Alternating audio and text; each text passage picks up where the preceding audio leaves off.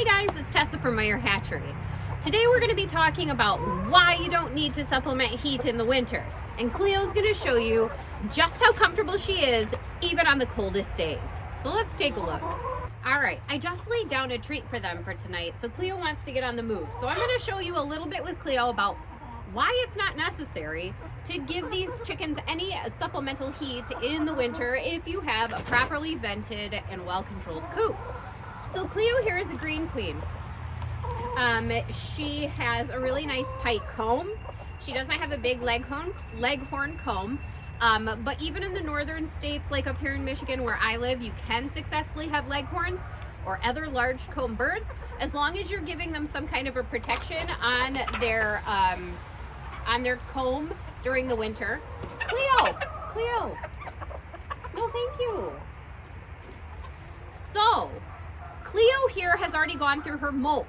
So all those months up leading to now when your chicken was walking around half naked, well now they have a whole new set of the most beautiful but protective feathers. They've got 2 layers in here. Actually, I mean, she's got like a million layers in here. Chickens' temperatures run over 100 degrees. So when I'm standing here with her, I'm getting warm from her, not the other way around. So I'm gonna let Cleo go about her business because I've ruined her evening, and then I'm gonna show you some other things you can do with your chickens. So, it's really hard not to add a heat light to your coop, right? So I've got one right here. Heat lamps are a fire hazard. That means that they might be safe for 15 years using them. But one day in that 15 years, it's a possibility that you're gonna find that this came loose from whatever it was attached to, and it dropped down into bedding or into something dry, which usually is something common this time of year, and it creates a fire. Now, we've all seen those pictures of people's coops that are on fire with loss of birds. It's not worth the risk. You have a whole flock of little tiny heaters. They just don't need it. There are some breeds that do benefit from something supplemental this time of year if you have a specialty coop. So there are things you can do. Let me go grab them. I'll be right back.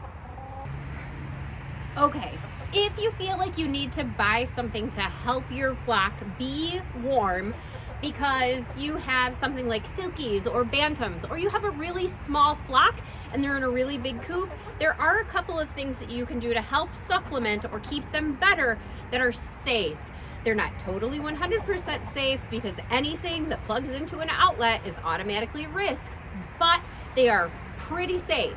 So I suggest everybody has a thermometer out in their coop. Now it is currently 39 degrees here in Michigan. I just pulled this out of the coop. It was 61 in there before I opened up these doors. And that's because I am using the deep litter method.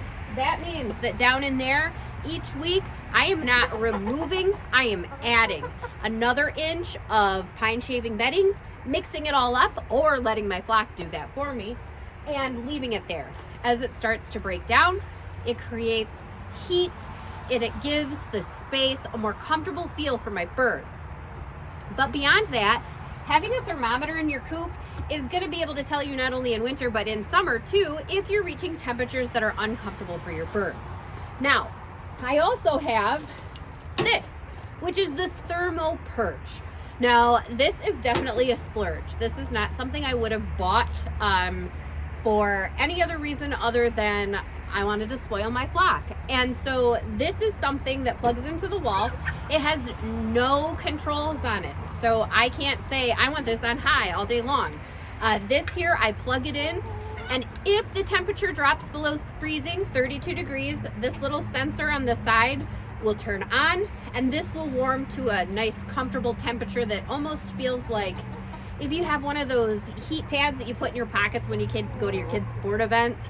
When that starts to run out of heat and it's barely warm, that's kind of what this feels like. But if you have a small flock of bantams, silkies, or just a small flock in general, something like this to help warm their toes isn't a bad idea.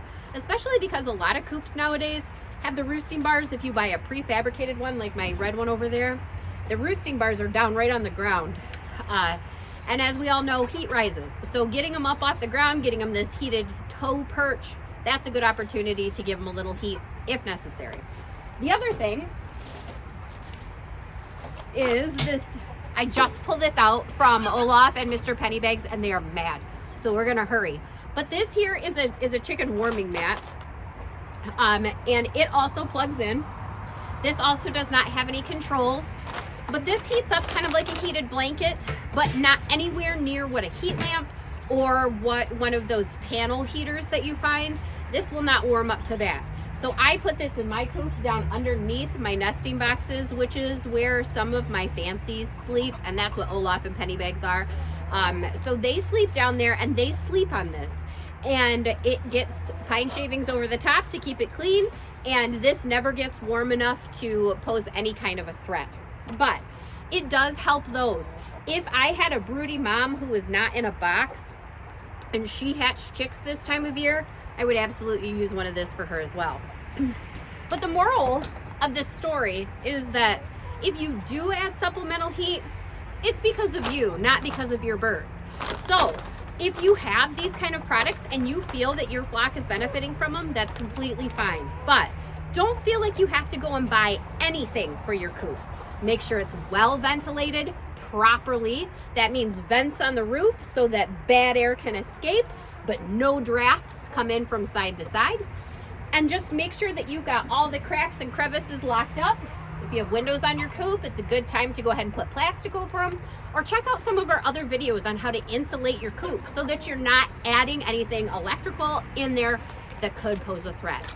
If you have any questions at all, be sure to reach out to us at info@MHYT.com or like and subscribe, because we have tons of videos to help you live your best chicken life.